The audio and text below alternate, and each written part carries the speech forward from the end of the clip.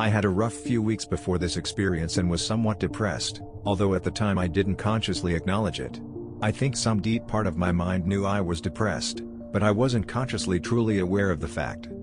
I didn't think much about my mindset or anything of that nature because I knew from my past experience with DMT that there is no possible way to prepare for the ineffable and utter alienness of being absorbed into another dimension where nothing is like anything seen in normal life. And for the most part, that's been true for me, so, naturally, I didn't think preparation of any kind mattered much.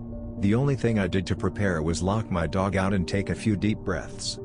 I had a difficult experience before, but only because my dog sprinted into the room to lick me in the face with extreme enthusiasm just as I began to trip major balls, and I fought him off with the effectiveness of a toddler versus Bruce Lee. It is quite a funny story actually, but not the subject of this report. I had previously melted the last of my DMT into a mesh screen composed of some thin copper wire all jumbled up and packed into the bowl of my bong. That was probably a month or two ago. I also put some weed plus DMT I had from a previous session on top of that. Ultimately, I have no idea how much was in there. And I used a torch lighter that produces a long, blue flame this time. I've always used a regular big lighter before, but I didn't have one on me. D+0. I took a few deep breaths, then a massive hit from my bong and held it in for about 20 to 30 seconds. I blew out the smoke and as soon as it was all out I knew I was in for something big. I took another massive hit and while inhaling I began to see vague, dull geometric shapes and unusual colors in my peripheral vision as well as the characteristic buzzing noise I associate with DMT trips. I held that one in for as long as I could too. D+1 minute.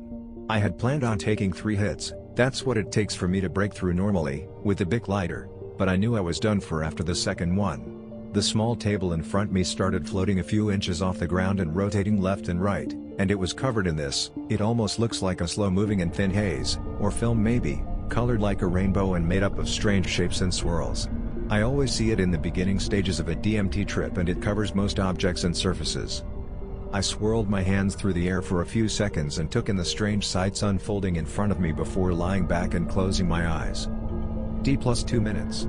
It didn't take long before I was completely enveloped, surrounded in all 3 dimensions head to toe, swallowed by this strange, sentient, living machine that I can only assume was the actual devil.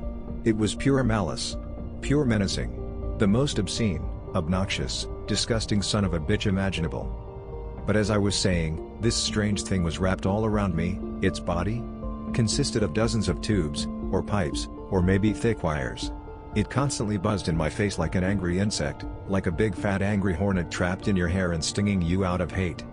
Its arms, for lack of a better word, were grinding my insides and pulling them out of me in several more than 3 dimensions. 100% of the guts it took out of me it barfed and choked directly into my face, out of a part of the machine that seemed like a tailpipe of a dirty combustion engine, and with this kind of intentional let me make sure I get this entire loogie before I spit it in your face attitude. Strangely, it didn't hurt. I didn't feel pain, just the sensation of my guts being ground up and barfed into my face by this malicious, menacing, buzzing entity of hate. Although, towards the end, it started poking me in the eyes. Now, my eyes were closed, so I'm talking about my mind's eyes. Eyes that don't have eyelids. Eyes that can't be closed. But it still felt like my actual eyes.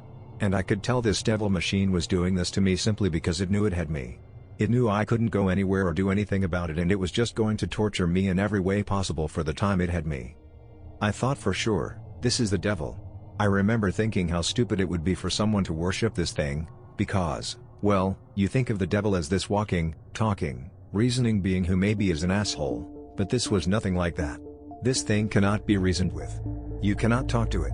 It wants nothing other than to grind you up and barf your own guts back into your face while poking you in the eyes. It just wants you to suffer and I don't think it would care if you worshipped it. I think you would get tortured just the same. Then I thought, if this was actually hell, there's no way the human psyche could sustain this level of torment for very long. I mean, an hour of it would probably leave permanent mental scars. For life.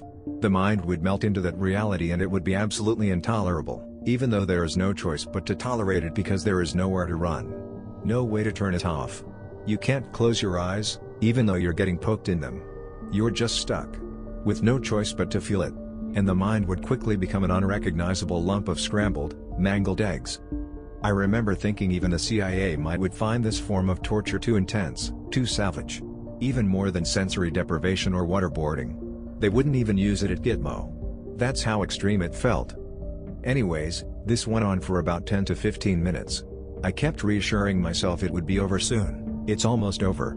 I just tried to dissociate myself, to be a passive observer, to distract myself with the pretty colors and shapes unfolding in 4 dimensions until it ended.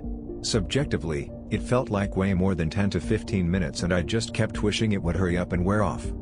It was hands down the most incredibly fucked up thing I have ever experienced in 10 minutes and I'm so glad it's over.